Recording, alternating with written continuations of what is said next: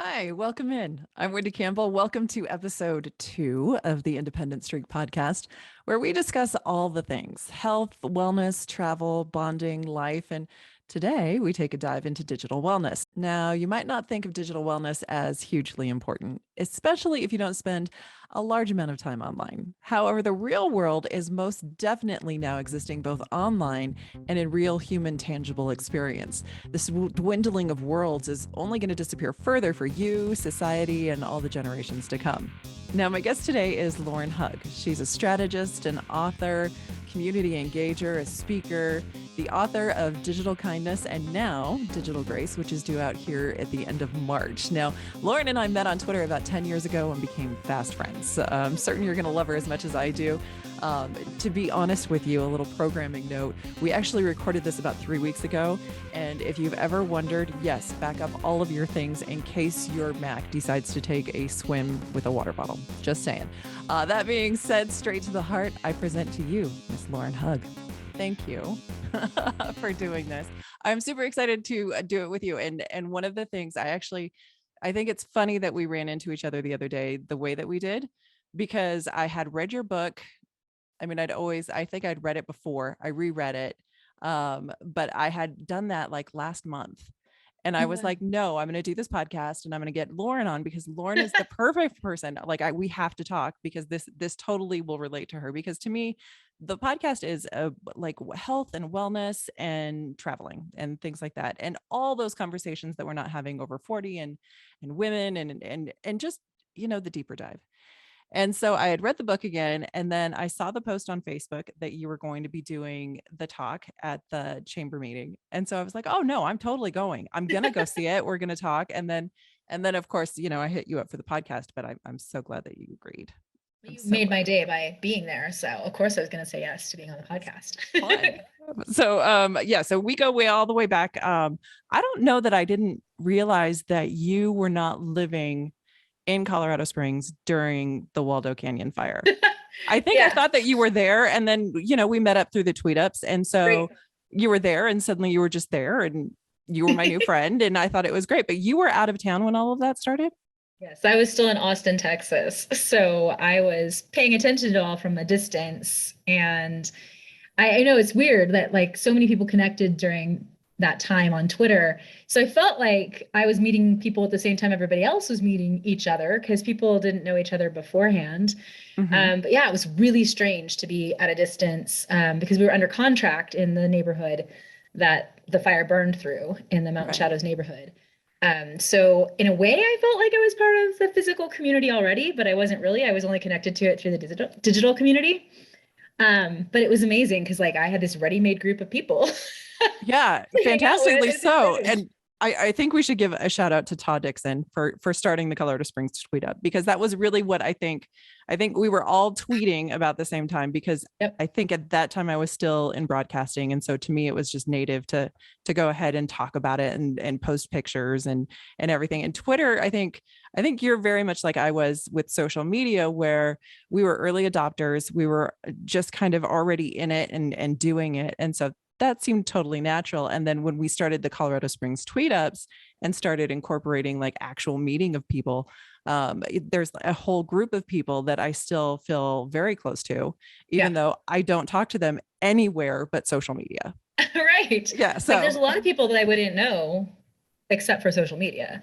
Like I think you mentioned Tom, also Wendy Carson is one for me that was just like she's the first person I met in real life in Colorado Springs before a tweet up even. I think I had like coffee with her 2 or 3 days after I moved. Oh, that's fantastic. See, and I think that's great. And I think so, to me, digital wellness is a really big part of everything. I think we are kind of combining the worlds. As you mentioned the other day in your talk, we are in a place where it's no longer the social world, the social media world, and then the real world. Right. They are essentially becoming the same thing, which is a weird thing for us non-natives. It might be different for our kids. But I think it's interesting because we did come to that place where we were just kind of beginning it and starting it, and it really has evolved in a very nice place. Now, that being said, when we started, was that 2012? That was a long time ago. Okay, 10 years ago. 10 years ago. when we started 10 years ago, uh, digital was a nicer, friendlier place. Like you got a lot of food pictures, people were kind of playfully bantering. But I think, even going through your book, and I have some questions about the book too. So digital kindness, we'll talk about that. But walk me through kind of the evolution that you've seen as far as the place that we live in now, because it has evolved quite a bit. Yeah, I mean, for me, I think a lot of people point to the 2016 presidential election as the time everything changed. Mm-hmm. And I tend to think that it wasn't that. It was that we hadn't developed any kind of etiquette for dealing with polarized opinions at that point, because for a long time, Twitter, social media, it was just fun. And people weren't really thinking about it as a way of soapboxing or something like that. They weren't using it. They hadn't monetized it. And so a lot of what has changed in social media is the monetization impact of algorithms that are designed to get you to be engaged as much as possible. And that's not the human part of social media. That's the AI part of social media that's all designed for money. And I think that's what makes it a weird hybrid place. The digital spaces are really gathering spaces for humans. That's how they were all conceived.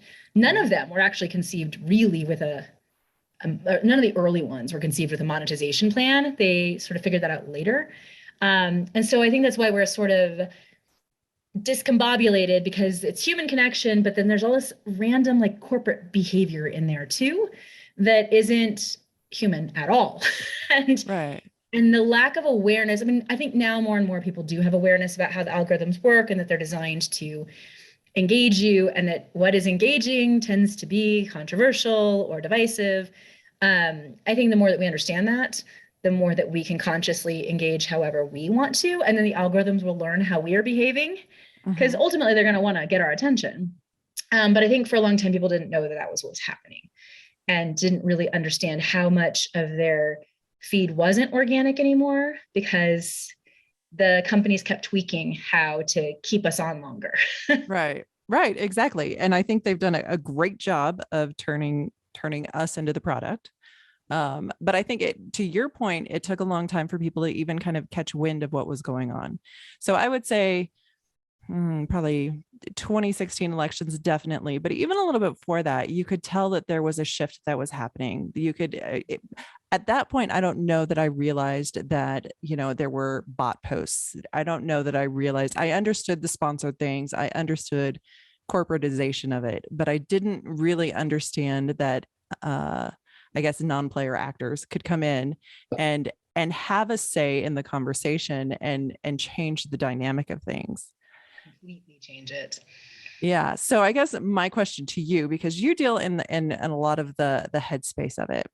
So in understanding, obviously there's the corporate side. In the human side of that, I think one of the things that I foresee coming out of the COVID experience is a lot of people are going to need to heal, because they're starting to understand that they've been a product. They're starting to understand that the information that's out there is definitely not real. I mean, you could even point to the Fry Festival as far as, how you can attach a whole propaganda to a conversation that doesn't exist. Well, Netflix now has two. They've got the Inventing Anna thing about Right. the heiress that presented herself via social media as a validation, and the Tinder swindler. I haven't So, seen like, either of those. they're both about how you can present yourself via social media and not, I mean, and have other people believe things about yourself, about you, that aren't accurate or not true. So, I mean, we're definitely having a moment of things aren't what they seem. And how are we going to figure out how to navigate that? Right.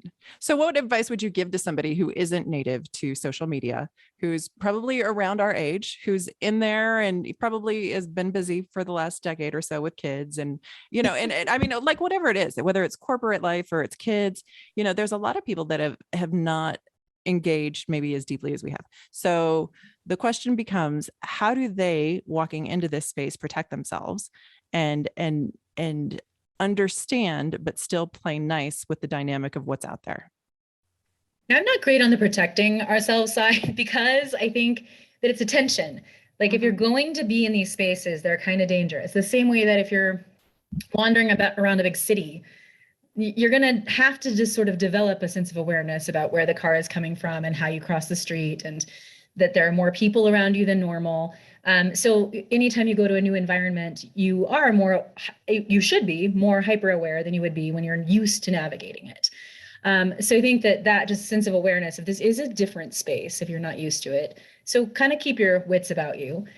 But I think the important thing is finding your people, and like actual people. Mm-hmm. So not the bots, and there are lots of them out there, but getting to know people in conversations instead of sound bites. And I think that's what was different in the earlier stages of social media, is that that's what we were doing. We were having completely random conversations about totally different things all the time. We were unified by geography. We were unified by that common experience of a fire, specifically as you were talking about with the tweet up situation. Mm-hmm. But other than that, it's not like we had a whole lot in common. It's not like we all agreed on the same stuff, or we were all hanging out the same part of town or anything like that. There was a lot of diversity of human experience in that group of people. So I think it's find the spaces that you have a shared purpose, and then expand out to get to know people better that you wouldn't otherwise meet in physical spaces. Because that's the thing I think is great about digital media, is that we can meet people we would never run across through other means, like ever. And that is huge in letting barriers drop about these perceptions that we have about the other, that really they're not the other. They just are different from us in one aspect, and they're similar to us in this other aspect. Mm-hmm. But physical boundaries often keep us from ever crossing those lines. So I don't know, like I'm a big fan of all things digital. And I know it's gotten worse lately, but I still remain an optimist that we can figure this stuff out. I'm so proud of you, because there are times where I'm like, you know what, I'm going to erase everything. I'm shutting down all of them. I'm not talking to anybody. Yeah, I'm proud of you, because you are the optimist, and I think it's no, great. And I do like the subtitle for my upcoming book is Pouring Benevolence. I can't decide if it's into or on an outraged world, because that is the topic that I get asked about the most right now. Is everybody seems to be mad and like mean, mm-hmm. And how do we not do that? Or how do we deal with the people that are mad and mean? What do we do when they're our friends? Like they're people we've known for a long time, and now they're mad and mean. Mm-hmm. And so it's like, I think that's the universal experience right now. Our perception of social media is angry, dangerous. And I see it, but I have trouble fully grasping it, because I see so much of the human connection, and it opens our minds. And look at us, we have everything in the palm of our hand, all of human experience and knowledge. We walk around with it in this thing that we hold on to. And how cool is that? I mean, it's like having access to a library 24/7, and humans in the library that you can ask questions to. We just don't talk about it that way. True. But, and let me just kind of play devil's advocate for a second. When you're walking around with instant information, you're assuming, and I think a lot of us for a long time assumed, that when you went online and you looked up information, the information that you were getting was absolutely truth. And I don't know that people are dealing well, or are going to deal well, with understanding that the information that's out there doesn't have to be true, that the information that you're being fed doesn't necessarily speak wisdom and truth to you. It could be speaking to your confirmation bias and just wanting you to do the clickbait.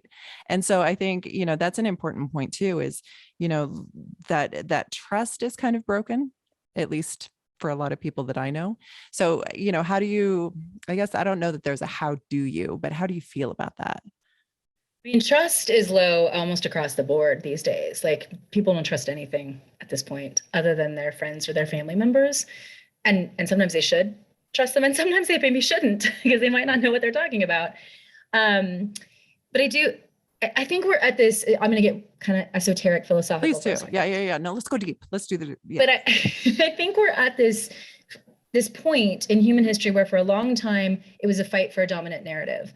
And whoever was in control got to write the narrative. And it was the one narrative, and the king enforced the one narrative, the military enforced the one narrative, and then the broadcast channels enforced the one narrative. And now we've got this like mix of voices and everything going on at the same time. And I think, to your point, there was never one fact or one truth or whatever. There was always different versions. There was just one was the one you learned or one that you heard or the one that people controlled. And now we are having to grapple with the fact that there's lots of different ways of looking at the world and lots of different ways of interpreting data and lots of different ways of making decisions. And so that reliance on this factual thing or truth thing that we used to talk about in history or in journalism, it was never really accurate. And now we're facing the consequences of that for a long time people were told that was true.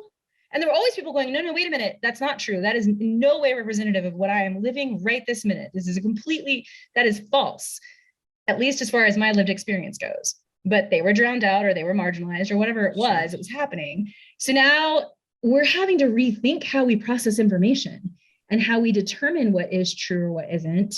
And we haven't been taught how to do that. Like, that's a real problem. I don't know exactly what Gen Z is going to look like because they've had this stuff from birth. So they've always had multiple voices and they've never thought that there's one authority. So I don't know how they're going to grapple with this. But for those of us that were taught that there's a right answer to pretty much everything and there's the right expert to listen to, and then it's just a matter of those experts arguing with each other and the best one will emerge. That's not true. Right. That is not reality. So I want to jump back to the younger generation here in a minute, but first I want to kind of pause you right there because here's a thought that I had. Now, it's hilarious to me, but every time I write a snarky post on Twitter or Facebook or anywhere, I think of you and I'm like, now, am I saying the right thing? And so if I'm in the mood, it'll stay up. It might stay up for a day or two. If it's still snarky to me, then I might pull it back down. I might, get a little feisty, but I always roll back to, is this representative of how I really feel, or am I in the moment? And then I roll over to, is this really a person that I'm arguing with? Or is this a bot that I'm arguing with? Or is this someone who's trying to provoke me?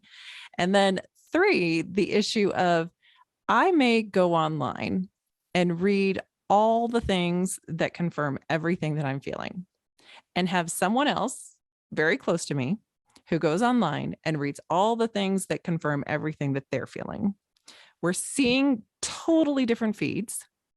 We're actually set up now to almost have that discourse because of that. Because if you feed two lions different meat and then tell them that's all the meat that there is, then they're gonna fight over the meat. It just, maybe that's a bad analogy, but you know what I mean? Like, I get what I was gonna say, I think it's a good analogy. I'm not sure that's where I wanted it to go. We'll figure it out. Yeah, we'll figure it out. But you've got these 2 heads that you're feeding. Neither of them are wrong, according to them, and at the end of the day, once both of them realize that they've both been fed completely different lines, you get to the bottom of it, and now there's no truth. Now there's no reality. So how do you foresee that working out as we develop with this? Because I think that's a primary issue that we're going to have to face as we go forward, especially over the next few years. I think that's going to be a huge issue over the next few years. Yeah, I've been thinking a lot about it. I have this weird eclectic background that I have 2 law degrees, and my focus was jurisprudence and legal theory. And I've been thinking a lot about, our entire legal system is based on the notion that you can find the right answer. And having practiced criminal defense, that is not true. It depends on who's in the courtroom. It depends on how people perceive who's in the courtroom. It depends on the order you present witnesses. It depends on the judge. It depends on so many human factors go into a decision in a court case. There are human factors in the building of the system. There are presumptions that are made based on the people who built the system. I mean, when you really get into that question about what is truth, people have been grappling with that since the dawn of time. Sure. And they've come up with different answers. And what has changed in our current world is that there are so many voices present all of the time. And that broadcasting piece of every one of us has our own broadcasting device changes who has the power in certain circumstances. Not as much as you might think, actually. Its power still consolidates in pretty much the same hands that it did not that long ago, but it does at least introduce the wild card factor of somebody could disrupt everything potentially. So I think we have to start talking about this honestly with each other and stop arguing about the facts and the truth and the whatever, and really try to hear each other as human beings about where we're coming from and why we're coming from that perspective. I think it's Noam Chomsky that says, like, if you can acknowledge that you would think the same things that person thinks if you were them. Mm-hmm. And that exactly. Once we can start acknowledging that, then we can start having conversations about not anymore what the right answer is, but what is the collectively best answer for most of us, and how can we make sure that we're not oppressing others a lot? Mm-hmm. Like, because we're not gonna, this is not going to be resolved quickly.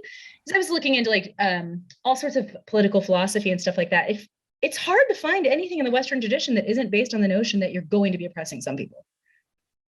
So if we live in a world where we don't necessarily believe that anymore, we don't have any systems or history that lets us do that. Right. We have to think in completely different ways. So it's, I think we are at like, in there are books like Sapiens by, I can't remember, Harris is his last name. It's as she looks at her bookshelf. I'm like, it's over here. I know it's over here somewhere. Yuval Noah, Harari. I've got a book. I'm pronouncing his name wrong because I can't see it all. Anyway, talking about the development of humankind and where we're at now and what our next leap is going to look like. And the digital technology definitely plays into how we process things, what we know, how we remember things. Like, I think it's your example of saying something snarky and leaving it up and then taking it down. Like, one of the things that we are missing right now in this digital world is the ability to do that. To just be like, that was a passing moment. It doesn't need to be here anymore. Snapchat in theory was doing that, right? But even it has gone to where things stick around longer. Right. There's always a server somewhere. Somebody always has the digital record. So it doesn't ever disappear.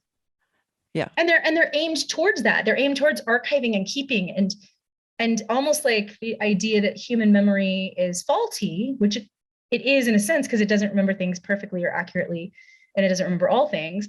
But that's also part of being human, is forgetting stuff. Right. Moving past certain experiences, or deciding that the thing I thought today is not the thing I think tomorrow, and I shouldn't be held to it because when I was in this mood for whatever reason, it was funny, and now it's not funny anymore. And I for one would like to just take this moment to say that I reserve the right to change my mind at any point about any topic, anywhere, anyhow. And I'm not the kind of person that really wants an opinion past the fact. So if you want to give me an opinion now and you want to work through it on, however we work through it, fine. But if we're going to work through it next week, a year from now, I can't imagine trying to be a politician right now. I can't imagine trying to be a leader right now in any business, not just politics, but any corporate leadership at this point has to really struggle with, what did I say when I was 15? What did I say when I was 25? So I joke with my girls all the time, don't put it on Facebook, don't put it on Twitter, don't put it on Snapchat, anything that you're doing, you have to have your private time be your private time. Otherwise that's going to come back to haunt you. Cause I can't imagine what the world would be like for me today if you had a record of what I was doing when I was 18. Nobody needs to know that kind of nonsense. You don't have time for your mistakes, I guess is what I'm getting to. And there's some really, I actually have a chapter in the new book called it's Grace Forgets, that in a world that doesn't forget anything, forgetting things is a grace you grant to somebody, to let people move past those phases of experimentation, identity, finding themselves out, or changing who they are, what they think, or their circumstances in life. And that, all of my childhood lives in like old photo albums with like sticky paper or something. And if I don't like those photos, I can get rid of them. I can burn them. I can, nobody can bring all that stuff back up for me. And our kids, or, these generations, they've been documented since the day they were born. And some of them, if you've seen some of the, the rebellion of the mommy blogger kids who are now coming of age. But oh my gosh. Yeah. So you've got like kids that are 13 to 15 now, whose moms have been blogging about them their whole lives. And they're like, no, this is not what we don't want to have our whole lives out there anymore. It's an interesting, I find that interesting too. I talk about it in the new book too. Like, our lives are intertwined with other people's. So when we tell our stories on social media, we're telling the stories of other people. And are we taking into consideration whether they want their stories told and how they want their stories told? And especially when you think about parents and children, like that's a tough thing. Like, my experience as a parent is not the same thing as my kids' experience as them. And do they want whatever I'm telling the world about them out there? and especially as they age into adulthood. So I mean, I have a practice of asking them, hey, can I post this? Are you okay with these photos? Are you okay with what I'm saying about you here? My son basically never approves anything. Smart. He's a good kid. I like him already. But And to my that daughter point, approves though, anything. I mean, you asking is a nice thing for you to do. However, they're not of reasonable consent. So Yeah. I they mean, turn they're 13 18 and and change 16. their mind. They can turn around and hypothetically, they would never do this, of course, but they could Right. turn around and sue you for exposure, whatever. I don't, who knows what the laws are going to Maybe we look might like in start. 10 Yeah, years. exactly. And would we, I mean, I have a hard time thinking that we're going to create laws like that in the near future, because I have a hard time thinking that there's legislators who can think through these things, because God help all of them. But I just, Well, right now we don't have very many legislators that even know how to use any of these things. So they know how to bicker on them, which is a whole other conversation. We could spend a whole podcast on that one. But yeah, so I mean, so to that, these kids, they don't know what they're doing. They don't know what they want, but they also idolize it. So that brings me back to the kids, and I'm sure we're going to jump all over the place because yeah, you and I are both very bouncy people. But it's all good. it's all good. It's all good. We'll Pivot, cover it we all. pivot, agility. Those are the skill sets We're for the dancing, modern baby. world. I like the way to dance. So when you look at these kids, and I've got a son, he's 7. He's grown up watching YouTube. He's grown up watching the creators. He loved Ryan, and God bless that kid. His set for, eons. His great grandchildren are already set, and he's not even in high school yet. But you look at these kids that are current creators that are very successful at what they're doing. They're modeling for kids that are looking up to them. I'm wondering if we're not giving up ownership of the parenting process to these kids who are not adults, who are training our future, and what that's going to look like. I think that's one of the hardest questions, is how to parent in a digital world. There's a book I always recommend to people. I used to I'll give seminars on it, but people would ask me if I read a book. I'm like, it's already been written. And it's been written by, it's called The New Childhood. And it's by Jordan Shapiro. And he gets this like at a level that very few people ever talk about. So instead of lamenting the loss of childhood and how everything's changed, he talks about what it's like now. Because for these kids, this is their reality. They haven't, I mean, when you ask them, what do you think about social media? Like, what are you even asking me? Yeah, like exactly. The us what air we is thought about. fine. I don't know. Yeah. Yeah. I mean, phones and cars are just part of our life. We don't think about them that way. So and I think it's tough because it does, like, there's all these different voices out there. And I mean, unless you're a tech genius yourself, you're not cutting your kid off from all these things. So there's no way to block them. And that means that we have to have conversations that we would never have had before. And we have to start recognizing that we aren't the only authorities in our kids' lives. And best case scenario, they find some that have their best interests at heart and are actually encouraging and helpful. Worst case scenario, they find people that are predatory and are going to take advantage of them or hurt them or teach them things that are not good.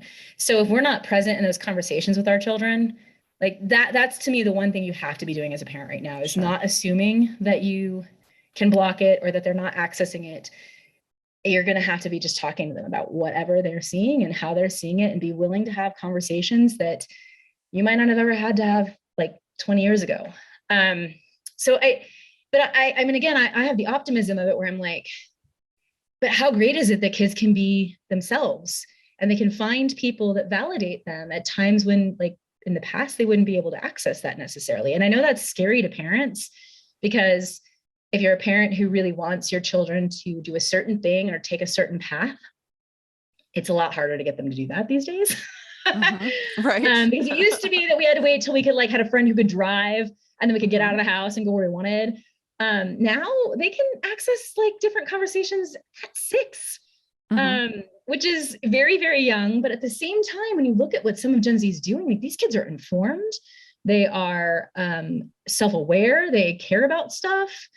So I don't know, like I don't know the answer to any of that, because I think it's really complicated. And I think it's very dependent upon each individual family and parent and their comfort level with some of this stuff. I mean, I'm definitely I'll tell parents, I'm clearly the permissive parent, like, cause I'm like, whatever, let's just talk about whatever the stuff is that you're reading. But in a way, my parents were similar. I grew up in a very strict home and an authoritarian home in a lot of ways, and a religiously conservative home. But my mom was a teacher and my dad was kind of like he's really smart. And so I could read anything I wanted. Like there was no thought policing in my house. There were lots of rules about what I could do, Sure, but same. not what I could think. And I don't know that that's different. I mean, I think I have a similar philosophy with my kids. It's just that they access way more stuff than I could have accessed at their age. Because if I wanted to go learn about climate change when I was 13, I'd have to go to like the actual library and like There was the Dewey Decimal System. It was very right, ugly. like I remember. Yes. takes way longer. There's no catchy TikTok video about it that will explain it in 30 seconds. So I don't know, like it's a really interesting question and I have no answers. No, it's okay that you don't have answers because I feel like, I don't expect an answer from any of this because to me, it's more about the conversation. Like, I feel like if you and I start having the conversation or if the community at large starts having the conversation, then we can start elevating that conversation up to some sort of consensus, some sort of awareness. I don't think we're ever going to pull the reins back on this one. Like the gates are open. The internet's out there. It'd be like breaking the printing press. Exactly. The fourth revolution is here. So I think it's important to understand it and to talk about it because I think we need to understand how we're going to navigate it and how we're going to help them navigate it. Because, as we struggle with what's real, they have to do that too, but they have to do that without the skill set of having to have those deductive powers that they had when they were young. And that's where I think, the conversation becomes the most valuable because then we can kind of sort through it together. We can talk through it together without those constraints of, my culture says this and this is the way it's going to be, or whatever that dominating voice in your head is. Because I know as a parent, for me anyway, and I won't speak for anyone else, but for me, I do kind of fall back onto that cultural piece as a parent. This is what should be okay. This is not what should be okay. This is where you need to be. I also am a free spirit parent. My older girls will tell you all about it, but I want my kids to be out in the world and to experience things, but I also don't want them damaged because of it. And I think that there's a lot of damaging opportunity out there. Yeah, I think Make you're sense? exactly right about that. I mean, I think that we've focused more on the damage than on the positives. And I think that's a problem because I think that's where we get a disconnect with our kids. Because I talk to a lot of students too, in the work that I do, and they have a completely different perspective on social media than the adults do. And the adults aren't talking to them. So we've got this divide of here's what adults think should be happening, and here's what kids say is actually happening and what they're actually experiencing. And the two aren't talking to each other necessarily. Right. And we have the opportunity, I think, to really partner with our kids in figuring this stuff out. And I think we need to acknowledge, and I tell this to parents all the time, we have no idea what it's like to grow up in a digital world. We can't even analogize to it. It's not the same. Passing a note in class is not the same thing as being able to text your friend 24/7. There are so many things that are different about their on constant communication stuff that we didn't have. We always had an off switch for the most part. And they don't even get it. They don't understand why they would need one. Which is fascinating to me. So can we dive into that a little bit? What do the kids see? And this is suddenly I sound like I'm on a rocking chair. Hang on, let me skip back. Let me just start. So what are the kids saying they feel? Because I think that's important. I think their voice does need to be heard. And I don't think there's enough people asking them what they're going through. I know certainly a lot of parents are, life is moving fast. And so that conversation may or may not come up. So what are you hearing? Yeah, I mean, again, I don't want to generalize because every kid is different and Sure. depending on their personality, they have different approaches, right? Right. But a lot of times they will say that they're not concerned, that they hear about cyberbullying all the time and they're not concerned about it. That is not a thing they're worried about. The grown-ups talk about it, but they're like, not really a thing. I know when to turn it off. I mean, the issue. Do you think that comes down to parenting though? Do you think that comes down to the conversation with mom and dad? Say. It probably largely depends on, are the parents involved? Are you having conversations with your kids? Are your kids involved in their activities? Where are they finding their identity? So but they will also say one thing that is almost, I mean, at least in the ones that I have talked to in different groups over the years, they feel a lot of pressure. They've been told that everything lives forever on the internet. And so they are already savvy about their online brand, and they are concerned about things like college recruitment and whatever based on what they're doing in social media, which is like, if you think about that, that's a ridiculous pressure that we have placed on children. I agree totally. I think there's way too much coming down their pipeline right now, but Yeah. And because they connect with way more people than we could have, globally, because they can connect with, and even their own friends in their school, they can be interacting with on group texts or chains or things with like 40 people at once. I mean, we could, I mean, with party lines, right? Like it couldn't be more than 5 people. I forgot about party lines. Oh, wow. Yeah. So they have a very different experience of connectivity that we had. And they feel, they'll report feeling responsible for being present for their friends as their friends go through some hard stuff. And when you really get the chance to talk, or at least in my experience, at first they present almost like a front of like, yeah, whatever, this is just the way it is. I don't know what you're so worried about. But when you dig a little bit deeper, if they trust you enough, they'll start talking about how worried they are about when a friend is experiencing suicidal ideation. And that if they are not present for that friend 24/7, that that something bad could happen. And they'll talk about friends who've been raped. Like, I mean, it's devastating when you start, because they know so many people. They're having these experiences probably more frequently, or they're connected to these experiences more frequently than we were. And they feel this weight of taking care of and almost acting like a therapist to their friends. And I remember one group, it was at a District 20 event. And I looked at this one girl and I was like, I hear what you're saying, but I need you to hear that you're 15. Like, that is a lot for a 15-year-old to be carrying. And is there anything that adults can do to help you not carry that burden? And she didn't have an answer, because she's 15. Right. But they don't trust a lot of the avenues to report. They don't, I mean, I don't know. They have a very different way of interacting than I think we did, because they're connected in different ways. And I think it's really hard for us to understand it. And when you look at the studies that come out, psychologists do this and whatever, it still kind of misses their experience, because we're interpreting it through our lens of why this is bad. And why, of course they should turn their phones off. And of course they shouldn't be texting 24/7, because that's terrible. Except maybe it's not. I mean, I don't know, because it's just their world. Right. And frankly, we don't have the experience. Like we don't know. I don't know. I don't know what's going to happen if I stare at my phone for 15 hours straight. I don't know. I'll get a headache, but other than that, I'm not sure. But I think there's some beauty in what you're saying too. So, if you think about, and it's not an us and them, so I don't want it to be the perception of, when we were kids, but I think there's beauty in that they're connecting, and they are fully connecting. Now, if they're taking on the responsibility, then we haven't given them the tools to handle what they've got. And I think so it's a beautiful thing that they're feeling that, and it's a beautiful thing that they're communicating that to you. If we're not teaching them as parents, and I can't imagine that if you and I are as tech savvy as we are, and we're dumbfounded by this experience, that the parents who are not as tech savvy are going to have any sort of relationship to it. So then that becomes a matter of, should we be giving them these tools in elementary school? Should we be talking about, your circle and the empathy that you're going to feel and the responsibility that you're going to feel, and then empowering them with tools so that they can communicate better up, so they can manage up to the people who are with them.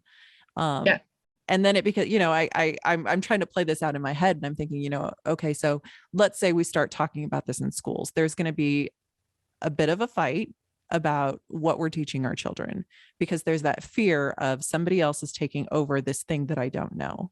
So how would you suggest we manage that conversation to bring it to a level where it does become a school board discussion, and not, I don't even know, I'm really frustrated with the teachers unions at the moment. So, and not because I don't like teachers, I really think teachers are great, but I think that we've lost focus on the students, and we need to get back to that focus of raising good human beings and helping them. So how would you suggest if you were in power, how would you do it? Well, you're asking hard questions, I Wendy, know, and I'm because sorry because I told no, you to I bring love wine these and we were going to be questions. casual, but yeah, this is Oh, I this think is the stuff I talk about all the time because we're everything is in upheaval. mhm, And one of the biggest places where everything is in upheaval is in education, mhm. because we don't agree on what people should learn or what makes a good human or what makes a successful human.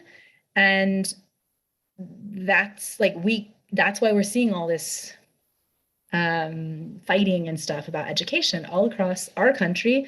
I don't know, I haven't paid as much attention to other countries because we don't have a shared reality. We don't have a shared narrative. We don't anymore agree. And I'm not sure that we ever really did agree. We're just not But now nearly we're, as moderate as we used to be. I think that there's value in tribalism right now, and the tribalism is really making that moderate nature where we can come to a consensus almost impossible.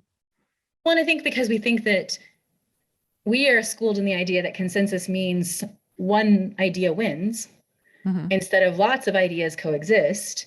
That makes everything far more contentious than it necessarily has to be. And I think too, in a world with like almost infinite options in a lot of ways, it's safer to gather with a tribe because then you know your parameters.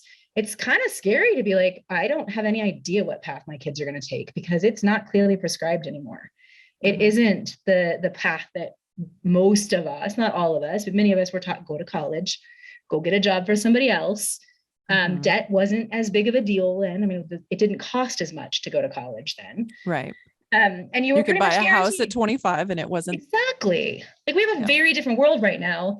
And I don't think we fully grappled with that.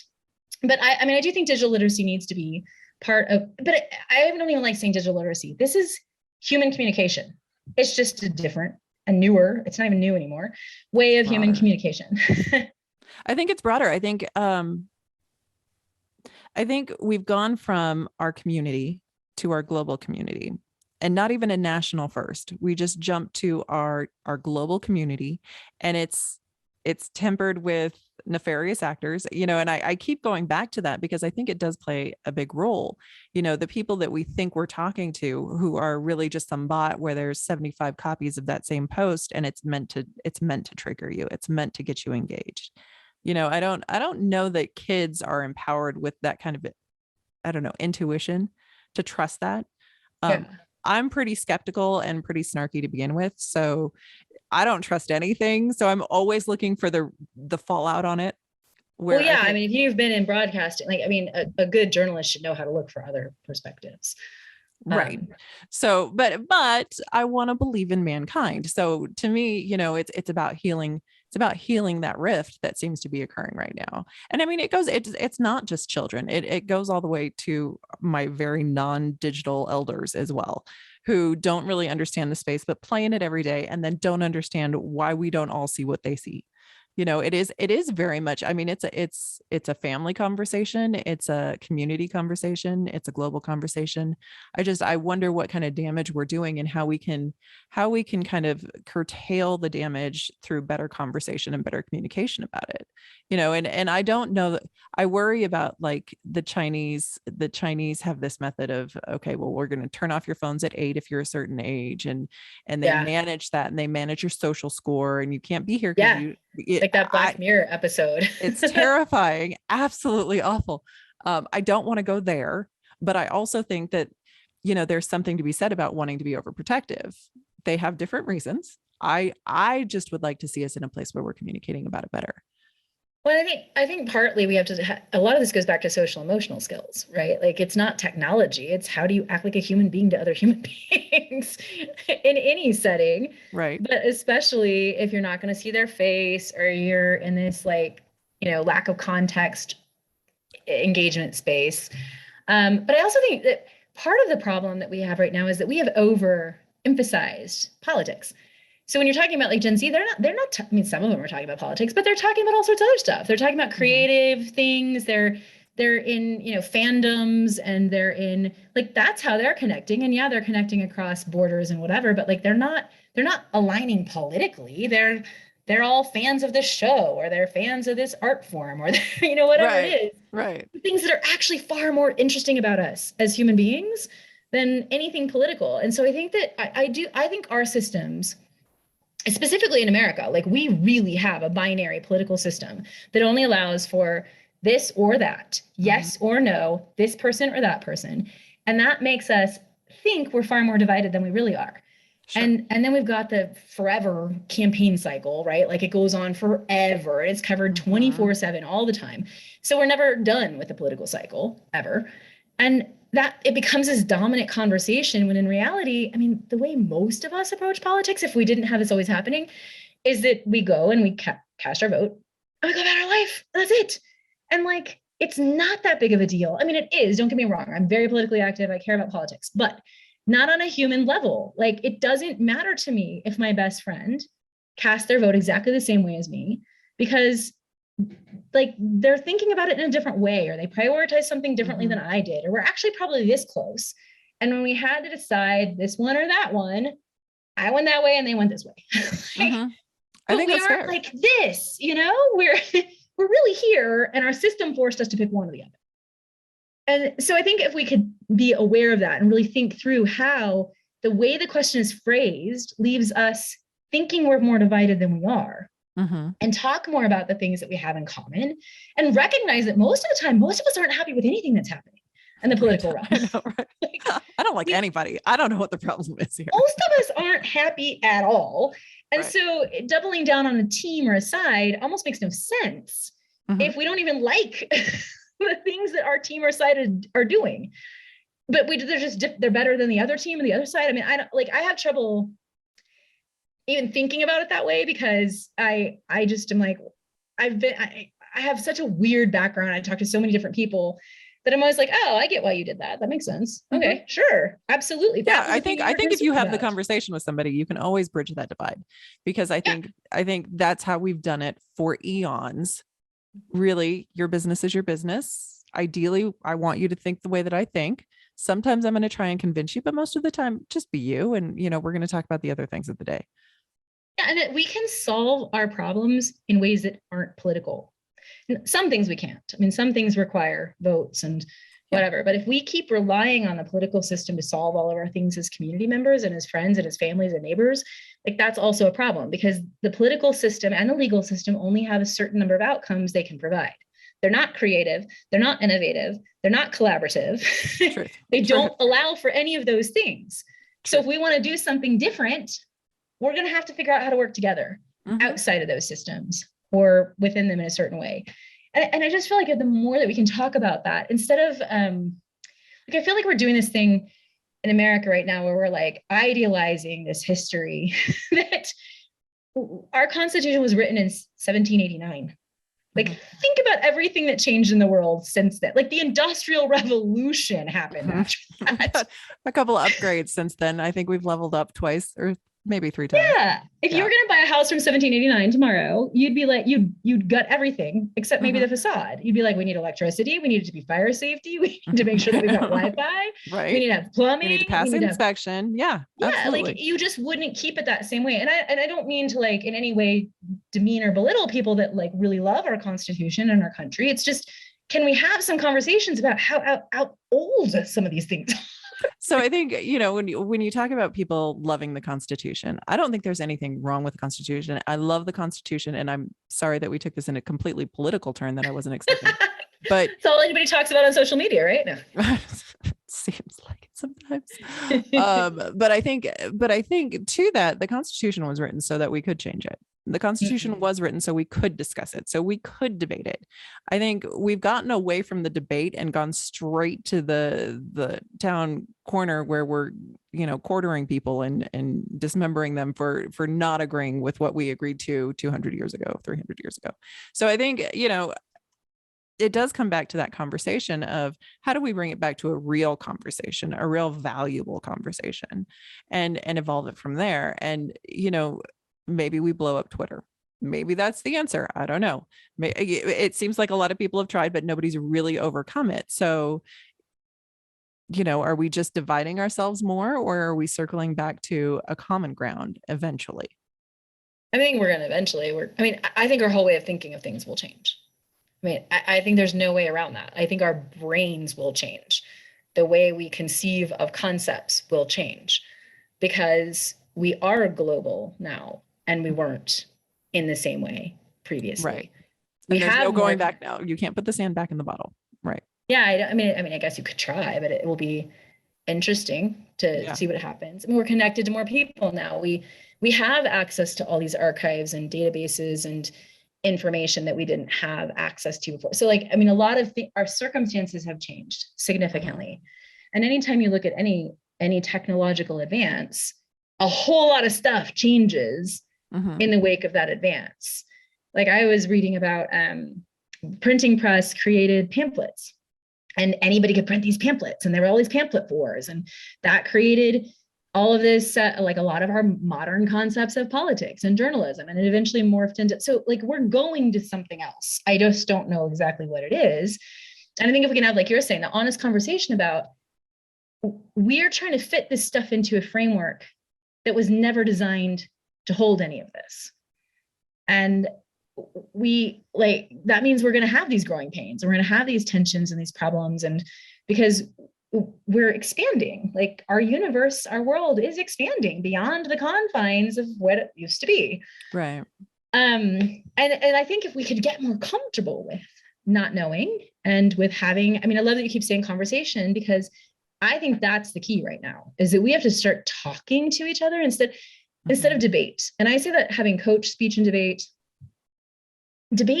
is designed to produce a winner. And I don't know that there's a winner in a lot of these conversations. I don't know that there's a right answer, especially not when you're talking about specific people or specific groups in a specific time in a specific place. This thing might not work for them.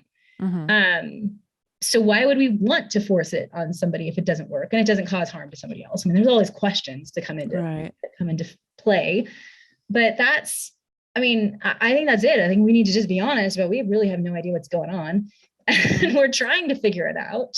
Right. And so to that evolution, I feel like there's another evolution of the obviously there's multiple coming of the internet and different ways in how we're using it. I hope that we don't, I like Meta is a great example of things that I don't want to see the world to come to. I think watching Ready Player One, I don't know how much of a nerd you are, but I haven't seen that one. Here I am. But basically everybody lives in the game, right?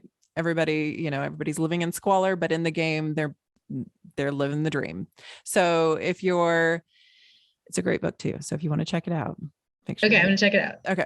I usually read things people recommend. So yeah, that one's actually really good. It's fun too, because it's got a lot of 80s references, and that appeals to me. I'm ancient. But you are not. But you look at, like, the push to move everyone into a virtual world. Now, as we start doing that, and it's going to happen because there's such a push and there's so much funding to do that.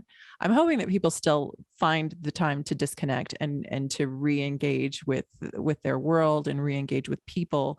But do you think that there's going to be such a learning curve where we do break for a while, and we do break as a society trying to navigate that? Probably not. I mean, I don't think we break. I think that's one of the kind of myths of history, is that there are these very clear transitions, right? Like, here this thing came on the scene and everything was different afterwards. And that's not typically what happens. There's all sorts of things happening at once, and you have asynchronous stuff happening. So I think that there'll be lots of people that are going to love the virtual world. I mean, one of the things I'm fascinated by is the concept of, as we now, I don't distinguish between physical and digital anymore, but like, why can't you have avatars that are cat skins, and like, how is it any different from makeup? And if that's glamour, wear your glamour.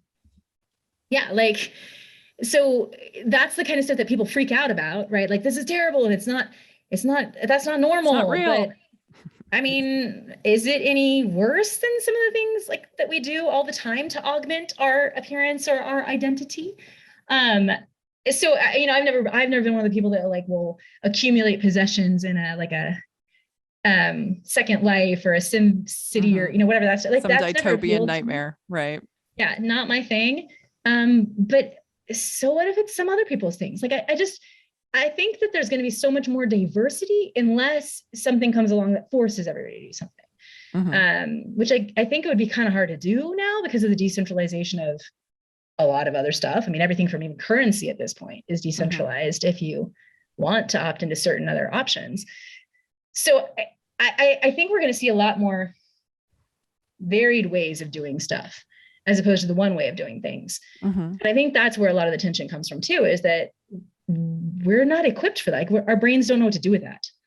Like, there could be lots of ways of doing things and they're all okay. And nobody has to go fight each other to be like, no, it has to be my way. That is not something we're very familiar with. Right.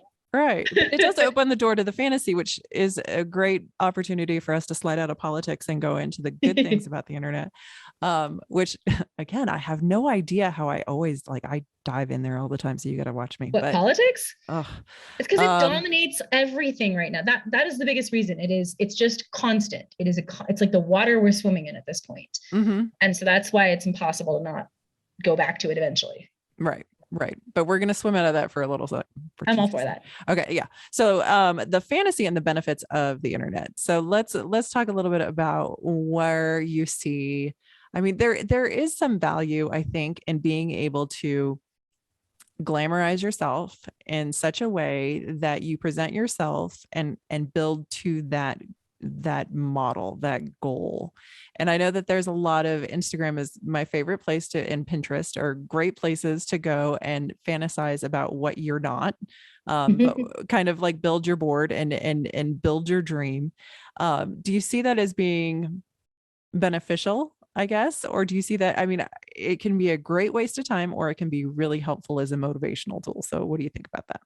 I don't think it's any different than vision boards and cutting up the magazines to make the collages with the what was it, Tiger Beat, Teen Beat? I don't know. Mm. I mean, I'm throwing in all the 80s and 90s. You are, and I'm so proud of you. I love it. I mean, I think a lot of times we think that it's different when it's really not. It's just another organizing tool. And it's very similar to cutting stuff out the magazines and pasting it and photoshopping my face in. Yeah, aspirational stuff. I mean, I think that I'm not a vision board type person, so I never really got into Pinterest. But it's great for, I have so many friends that use it for lots of awesome things to vision out their future, their weddings, their houses, their whatever. So I think that having those types of tools are helpful, but they're helpful for certain types of people and they're not helpful for other types of people. And I think it's great that we have all these different ways of organizing information or tapping into our own way of processing the world. Because for so long, there was just like one way. And if you didn't fit in that one way, like you thought something was wrong with you, or you didn't really know how to do it. Or I remember when I was coaching speech and debate, one of my students, this is years and years ago, they had to write some paper and he's like, I have to put all of my sources on index cards. Each one has to be a separate index card. He's like, this is dumb. Why can't I just have it in a Word document? Why did I have to handwrite? And I was like, because that's the way that your teacher learned, or your teacher thinks that that's an important way. There's something that they think is important about this process, but it wasn't designed for you and how your brain works. Right. And so, translate your brain into what you need to turn in. But that's how, every time I work with my kids on their schoolwork, when they have to do something a certain way and they're like, this is not the way I would do it. I'm like, well, they're trying to teach you something. And if there's something you can learn from it, great. If not, just figure out how to turn the project in. It's 5 minutes of your life, kid. Yeah. Yeah. So I think that stuff's interesting that we can do this all online. And I think that the difference between, say, Pinterest and the vision board is that you can share your Pinterest with everybody else, right? Your vision board, you just live inside of your room and only you saw it, maybe your friend when she came over. So we can have shared aspirations, or we can connect over aspirations in a way we couldn't do before. So that collective collaboration joint thing is the newer part of all that. Which is good too, because I think if you find, people with your similar interests, like say, for example, you want to, and this is just off the top of my head because it's not what I want to do, but you want to go to Tuscany and you want to, create like the perfect Tuscany adventure, and you want to go ride bikes and do the things. You can also do those things while creating the connections to actually have those experiences, to meet those people when you get there. You can learn Italian on the side so that you can speak the language. And then you can also, connect yourself with the food and everything else with the different recipes, and not just through Pinterest, but like even through Instagram. Instagram is fantastic about that. And one of the things that I love about Instagram is that I could take a little mental journey to any location on the planet, given that there's a picture, which is great. Where do you see that going? Where do you see that evolving to? I mean, I would like to see, I hope we'd start building integrated communities, right? So just that example you gave about Tuscany, that if there's people that are all interested in that, that you have people that are the language experts and the food experts, and everybody's coming together to realize that to experience a place, you want to be able to hit it on multiple levels, and not everybody's going to care about this thing or that thing, but to be able to build that kind of like communal wisdom or something that you can tap into somebody else's experience and have a conversation with them and learn about their stuff. And I mean, like, and when you can start integrating things like Duolingo and like all the other things that you can learn. And I'm thinking, especially about the Instagram thing, it's interesting because I went to Puerto Rico in November for the first time. And we're in, I'm trying to remember which town it was. It was like super busy. We couldn't really find what we needed to find. We walked into a bar and asked a question about where we should go next or something. And this kid working there was like, oh, you need to look at this Instagram account. And are you following this Instagram account? Because it's going to show you all the great places you need to go. And he points to one that like where he had gone to college, and like, this is a swimming hole and it's this amazing picture. And he's like, you've got to go see this. And so I, of course, start following it. Right. And the whole trip, I'm like, well, look at this, or we're headed here. But what was interesting was that there were these beautiful pictures of places all over the island's absolutely gorgeous, right? Like there's pretty much no place not gorgeous there. It's very pretty there. I like it too. Yeah.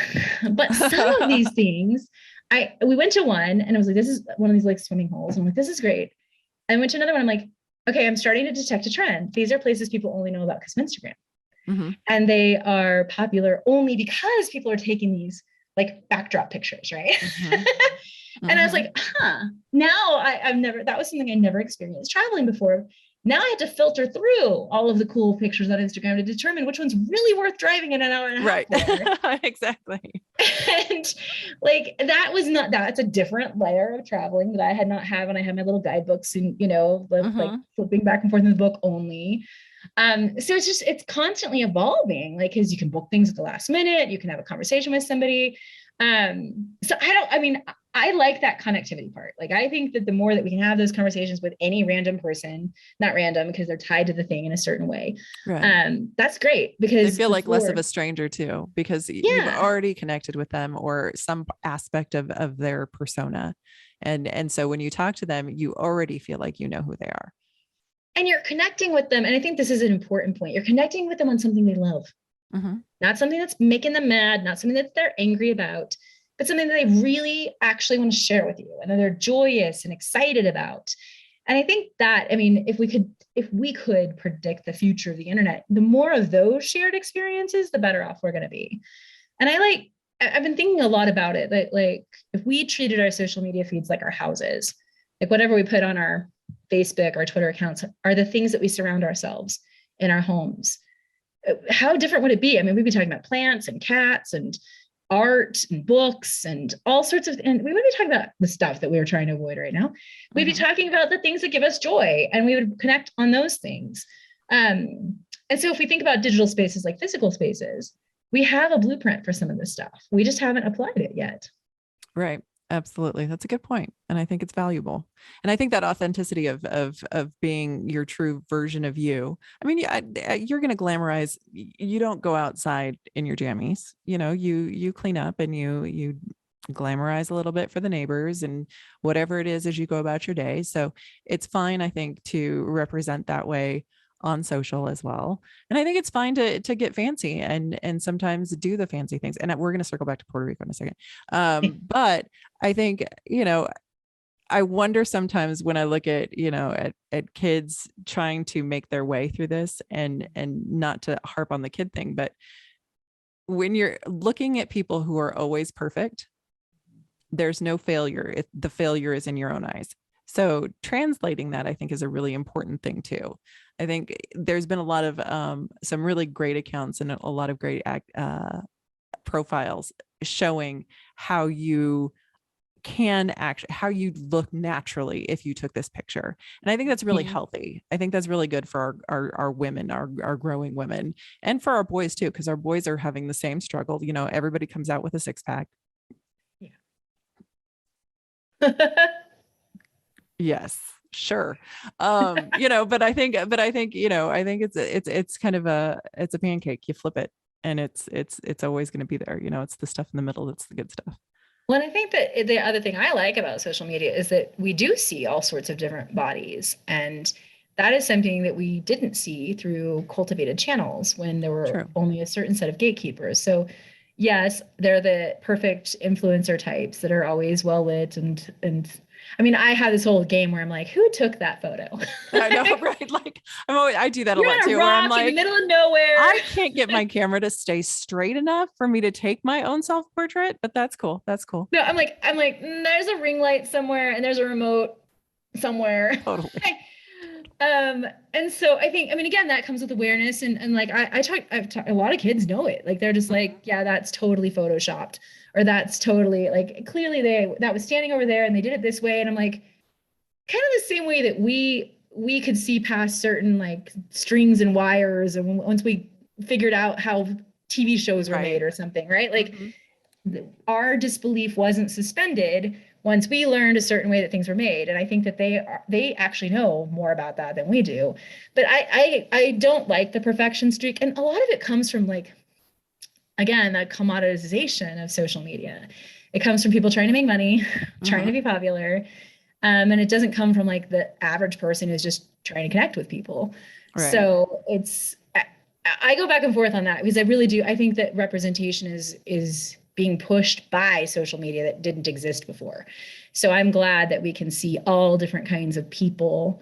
Um, and that if you want to follow an account of almost anything, that whatever your issue is, whatever you don't like about yourself, there is definitely somebody who's like, hey, don't worry about it. Mhm. Like, here's my deal. Here's what's going on. Mhm. I And got I you still love weird. myself. Yeah, Absolutely. Yeah. No, I think it's good too. I think it's a trend I'd like to see more of, especially for the younger kids. I think they sure. need to see that now. So let's circle back to the travel part of it because that's all part of this too. Where did you go when you were there? We went around the whole island. Okay. So our goal was to see what we should come back to. Nice. Yeah. What was your favorite spot? I loved Old San Juan. I thought it was, I thought it was this really interesting mix of like old Europe and then like Latin or South America, Hmm. and then also America, which is a weird combination of stuff. Sure. So Yeah. it was, I loved it. I'm like, I never thought about it because I'd never been there before. Like that's as close to like European age stuff you can get to in America because it's a fortress from 1503 or something, Hmm. that Spain built right there in Old San Juan. So it's, I mean, then of course you get into the colonization issues and all that stuff, but it was, I love that city. Like it's gorgeous.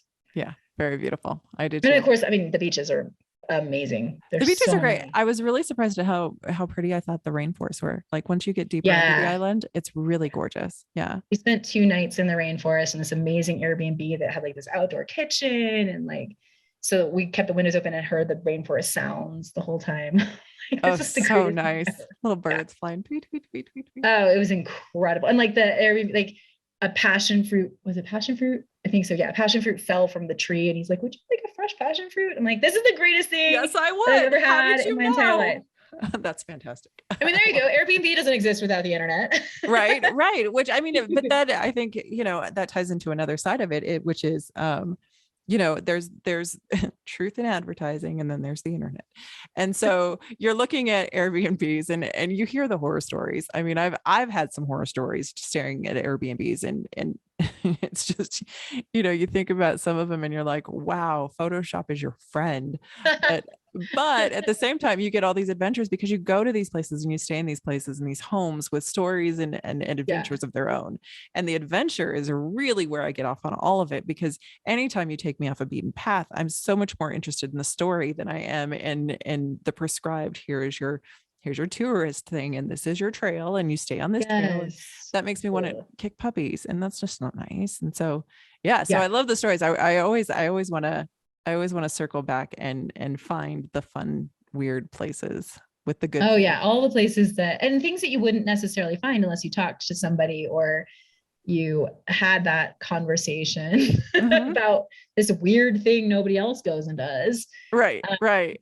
but I And do think like that Instagram is making some of those places over discovered. And so it's like, oh, I mean, at this point, there is no part of the planet we don't know about, you know? right, We still right. can't figure out aliens, but we've seen everything there is to see on the planet except for the oceans, which I think, to be fair, could be the next direction of travel. I think Yeah, going under the I think you're ocean and really space exploring it. or ocean. Like we're Mhm. going to Mars with Musk or we're going down under. I mean, it's one of the two. I don't know which, but Like I think it's my fun. 16-year-old son he's very sarcastic. He has this whole way of looking at the world. Weird. He likes looking at like conspiracy theories on the internet and stuff like that. Fun. And I he likes already to like him. yeah. And he's like, I don't really get the flat earthers. He's like, because with Instagram, if there was an end of the world, people would have taken so many photos and somebody would have already fallen off of it like 5 times. Right. I'm like, I like him Like a lot. forget physics and all the rest of it. It's Instagram that is what convinces him that that's not a thing that's possible. Right. And I mean, God bless the internet for that because the conspiracy theories are so much fun and I get a little wrapped up sometimes, a little too much sometimes, but I do have a friend. You should I'll you when you if you're not doing one on women and all of our stuff like he's hilarious, like he knows them all, he can explain them all to you. I think, what, so here's the thing, and this is where I get trapped in the focus of a podcast. When I was doing my radio show, we talked about all the things. We didn't talk about one thing. No, we talked about the consistency of music. There was always at that. But we did talk about all the things. So when we started talking about doing this podcast, they were like, okay, well, what's your focus going to be? How are you going to narrow it down? And I was like, you can't make me do that. Please don't make me do that. I don't want to do that. Like, we have to talk about all the things. So to me, I'll find a way to circle it all in. I'll find a way. So like this digital kindness and digital space, I think really falls into that wellness end. And when you start talking about conspiracy theories and all of the things, I think that comes into the community end. And that comes into another aspect of all the things that we can talk about because that's interesting too. And I don't see how it's not helpful to society if we don't know all the conspiracy theories. People are interesting. That's the thing I go back to over and over again. People are fascinating and they almost always defy expectations if you start asking them some questions about where they come from or why they think a certain thing. And I think questions are, like, I love what you're doing because those questions are really interesting and they force people to think and you learn more about them. And I don't think you should be, you've got your anchor. I mean, And it doesn't then matter to me. I'm going to do what I want to do it anyway. spokes. So yeah, I mean, to me, it's all the same thing because we're all the same. We're humankind. I mean, it's all Right. relative. Everything plays in. So And everything's unless somebody gets interconnected. us off this island and say he makes it to Mars and then we find aliens, well, then we have a different arm of our conversation to talk about. But we're still going to talk about it. I love that. That's I don't, perfect. I don't see why we can't talk about it. So to me, it's fun. And even as I get older and my daughters are already, my granddaughter is already 2. So for me, it's like all of these things, of course they play in because it's life. Life is the story and the storytellers are where we really learn the most about ourselves and can kind of reflect back to ourselves about who we are and what we aren't. And that's the value of it for me. But I think, the fact that you mentioned your granddaughter being 2, right? I think one of the really interesting things about where you are right now is nobody's been fabulous like this in history at this age, right? I'm constantly having to be like, my perceptions of what this age would look like over 40 would look like, are totally wrong. And I'm having way more fun and life is so much better. So you've seen this meme or this conversation that's been happening about the Golden Girls versus the Sex and the City reboot, right? Yes. And I look at that and I sent it to my cousin who's just a minute older than I am. And I was like, do you believe this shit? Like, are you kidding me? This is really what this is. And you look at it and it is there, B. Arthur's like 55 or something in the Golden Girls. And so we are at a new kind of a new doorway. Yeah, a new kind of awesomeness, like a new J-Lo goddess at level. 50 at the Super Bowl. Come on. I know. Like, I think we're doing pretty good given the world that we live in of this intoxication of environment and everything else. I think we're doing all right, right?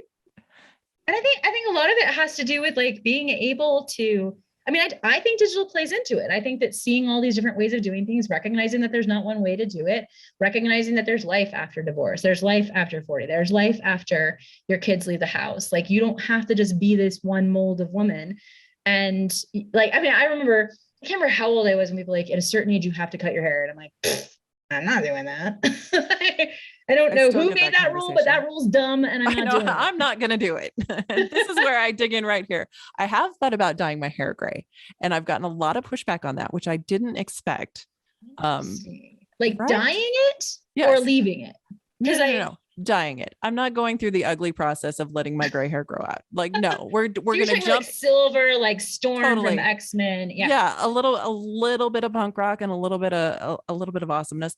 And I just think, to me, it's like, okay, I know my sexuality. I know who I am. And this could be an entire other podcast too. So we'll keep this on the books too.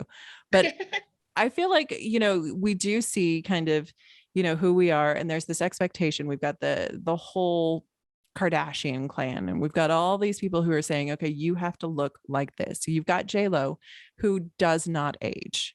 God bless her. The rest of us, I'm like, I feel like I'm not kidding anybody. Like, I know how old I am. I have a granddaughter. I'm well aware.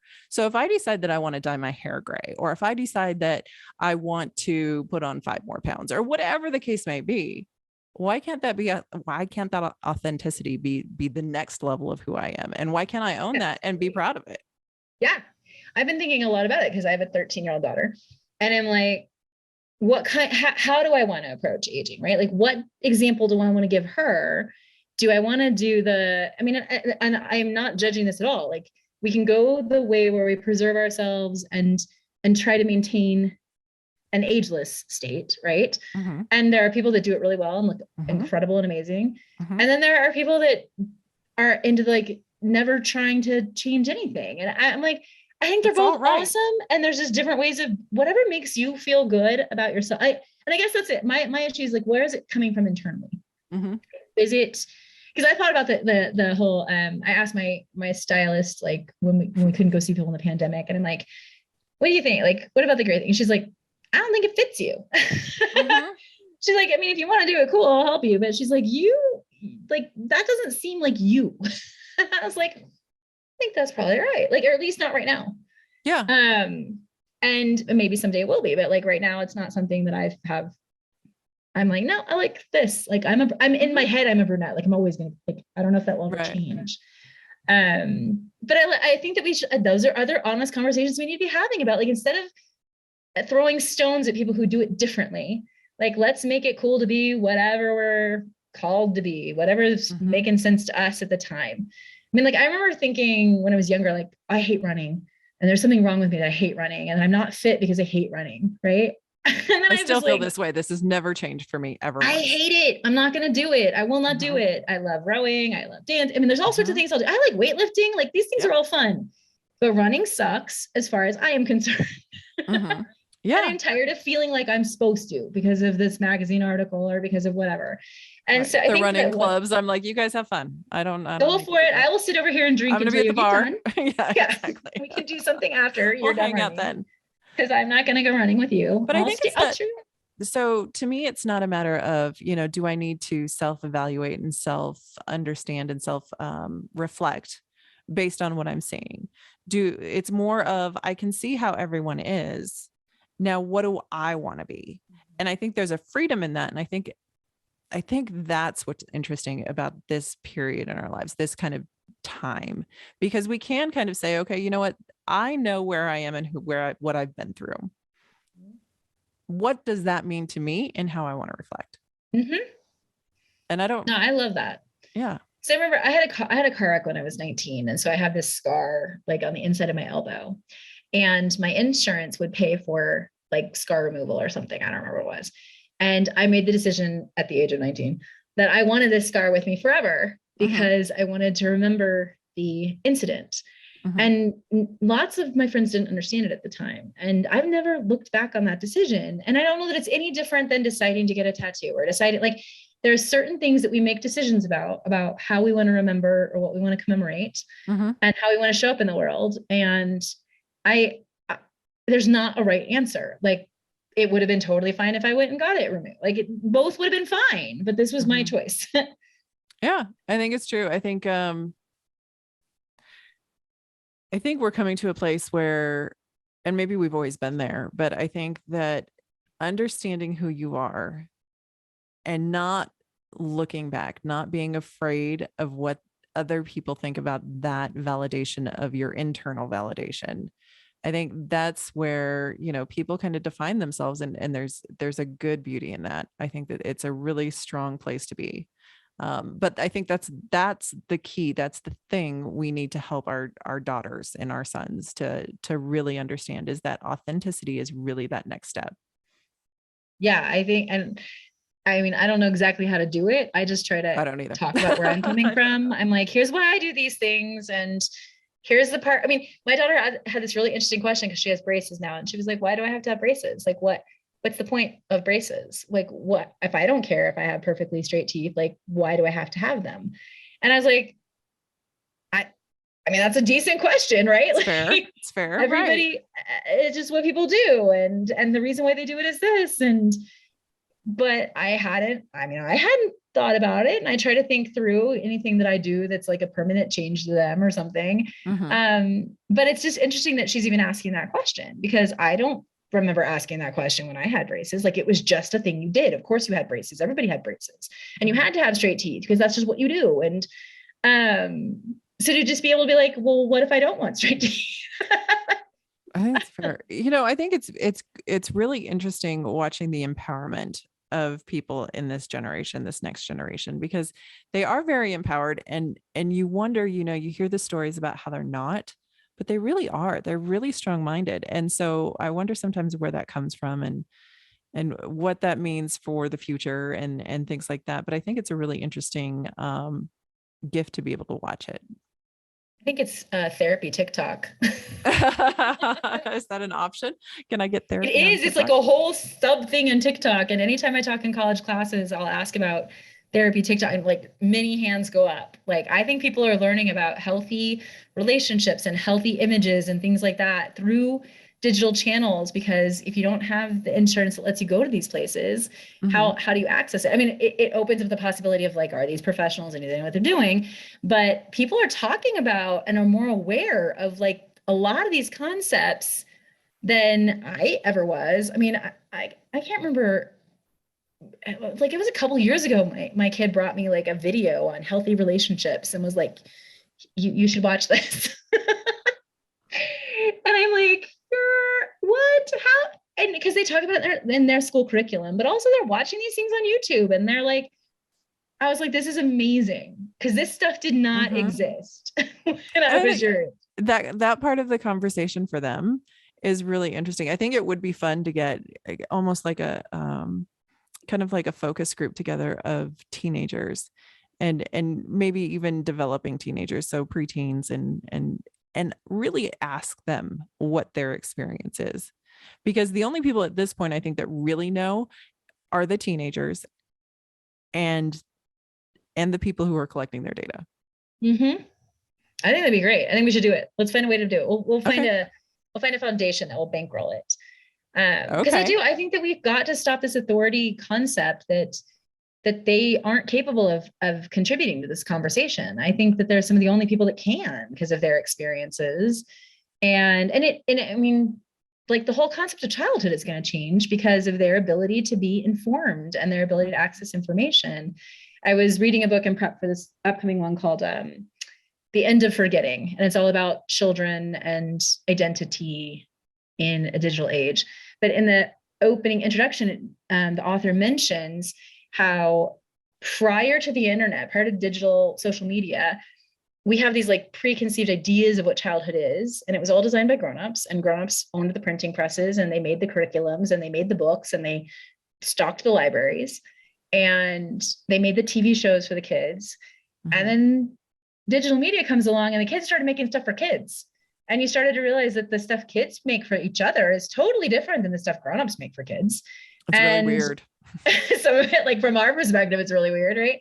And that they have a whole different take on things when you give them a voice and they utilize it. Mhm. They express themselves differently. They create differently. They interact differently.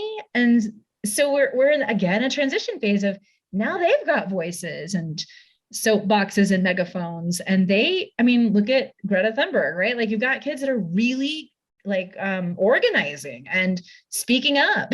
And Right. that wasn't, I mean, we had it in colleges, I guess, historically, but not necessarily down at the age of Well, we didn't 13. know what the kids at the next high school were doing, let alone what was happening across the planet. I mean, we just That's a didn't really good point. we didn't know. I mean, I even growing up in a small town where there were 5 high schools where everyone knew everyone, even then it was always just rumor about what was happening over there. It wasn't this in real time. Right. You're not watching it happen. Yeah, it's not in real time broadcast to 4 different networks. It was just thank God. But I think there is value to that because it's a shift in the paradigm. It's also a shift in the paradigm of the authoritative nature. We have to give up some of our power in order to protect them so that they can empower themselves, so that they can survive it. Yeah, I think that's a great observation because that it's scary, but it's also vital.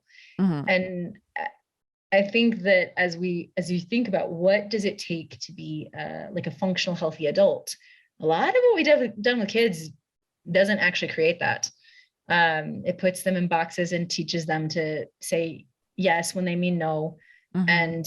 and show up in ways that aren't authentic to them because it's expedient for the grown-ups. And that, I mean, I think we're having to have those conversations and we're watching what happens when that isn't something that they do or they have a way of expressing themselves. I mean, Mhm. it is fascinating to see children of famous people choose to use their own voice about what their life experience is with their parents. No matter how disruptive that is. Yeah. I mean, Yeah. it's something that they couldn't do 20 years ago.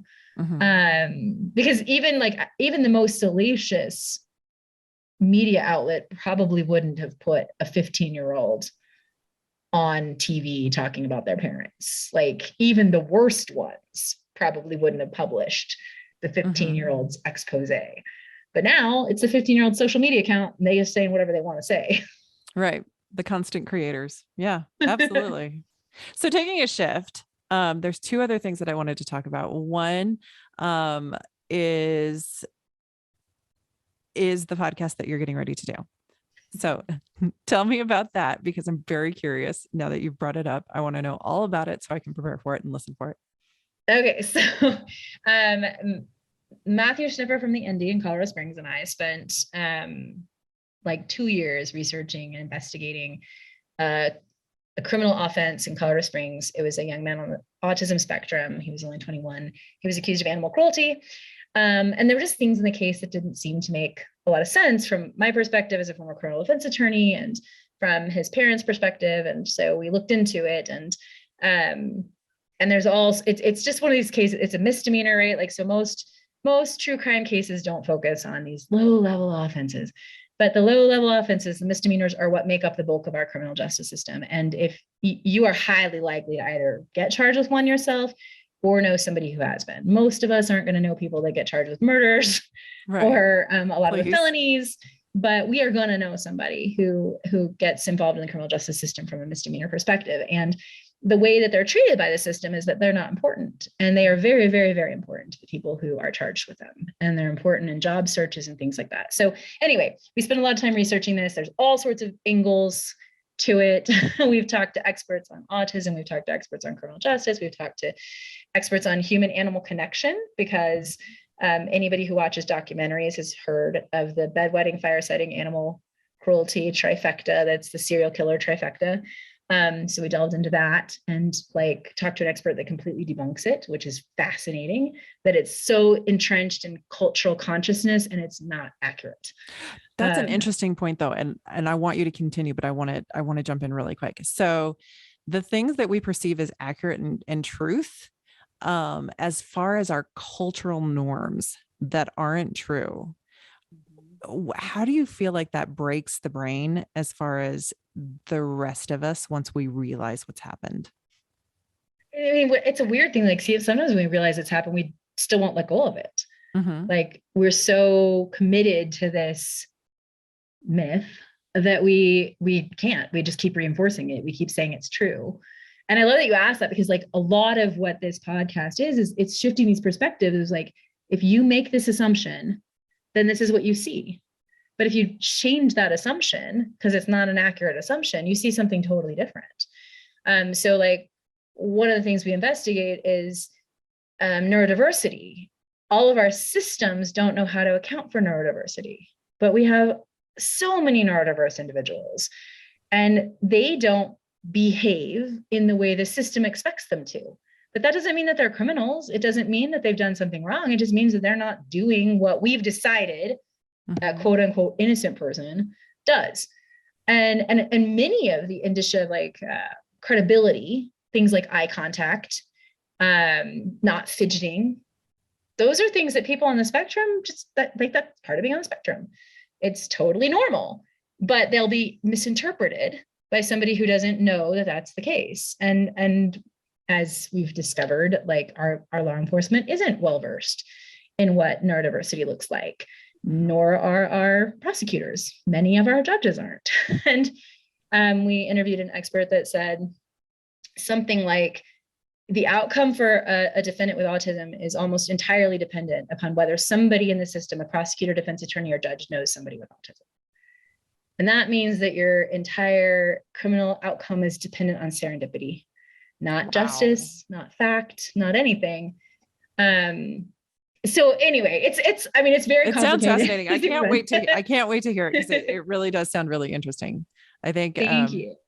I'm excited. So, and you guys aren't even in pre-production yet, so we got some time on that one. But we'll circle back, and when I have you back on again, we'll talk about it some more, because I'm very excited about that one. Next one is your book. The next book that's coming out. We talked about Digital Kindness, which is out. I found it. Well, look what I have here. Oh my goodness. I can't remember how I read it the first time, but the last time I read it on audiobook. So, which is a great tool for me, because I never have enough time, but I do have a 2-hour commute every day. So that to me makes up all the difference. Makes up all the difference in the world. But so the next one is Digital Grace, and I can't decide on the preposition, but the subtitle is Pouring Benevolence on or into an Outraged World. And so it covers, it kind of picks up in a way where Digital Kindness left off, but has different concepts in it. It covers things like forgiving in digital spaces, like, can we forgive people for what they post? And what does that look like? Not piling on when people are in the whole, like, let's shame them and jump on them cycle. It covers forgetting, like, some of the stuff that we've talked about. I think we don't want to remember everything from when we were 15, and being allowed to the concept of disentangling when we move into a different phase of our life. Like, we might not want to be associated with certain activities anymore, or people, or whatever.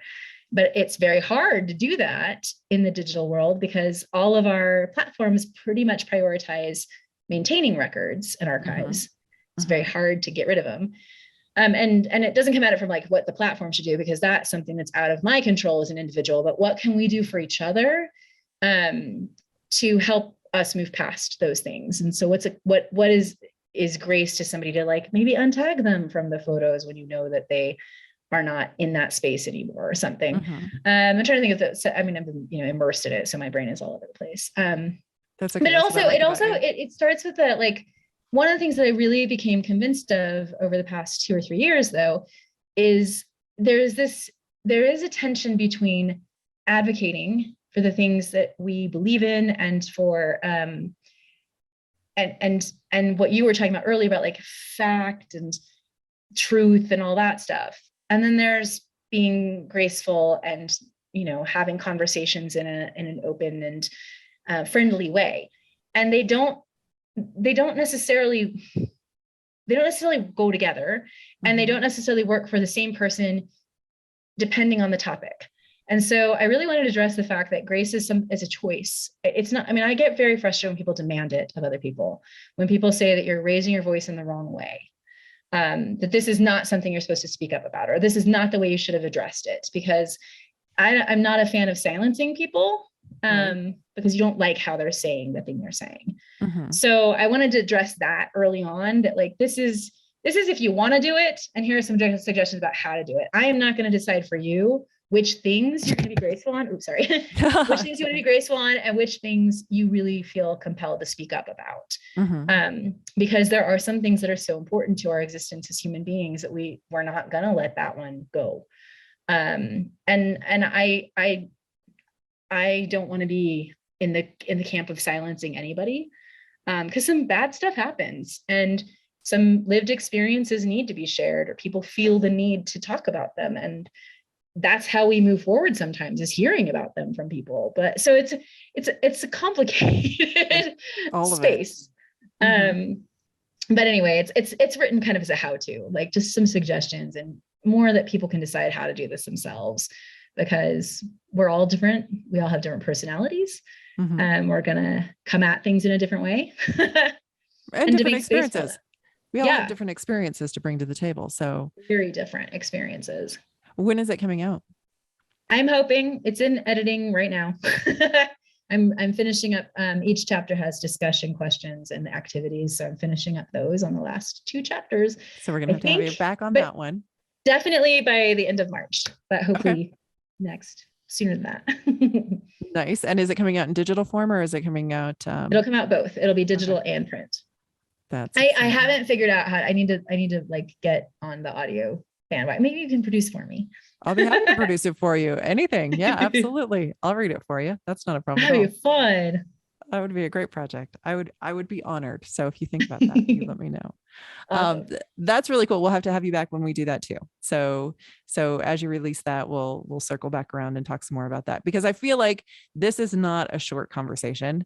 This is an ongoing conversation, and it's definitely one that, you know, a lot of people I've talked to are struggling with. You know, the digital space is not native. And so therefore we're kind of navigating it all together at the same time as we're learning it, as we're learning new information about it.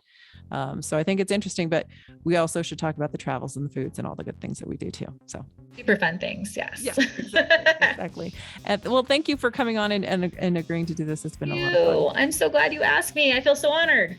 Yeah, I feel honored. Thanks for taking the time. It's been awesome. Cool. And then any last thoughts you want to throw out there? I don't know. I mean, I just appreciate what you said. I say all the time that nobody's ever done this before. Like, let's give ourselves some grace, because we're figuring this stuff out.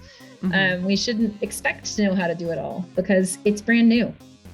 It is. Well, we'll leave it at that for now. And then, we'll have you back on again soon. Thank you. Thank you.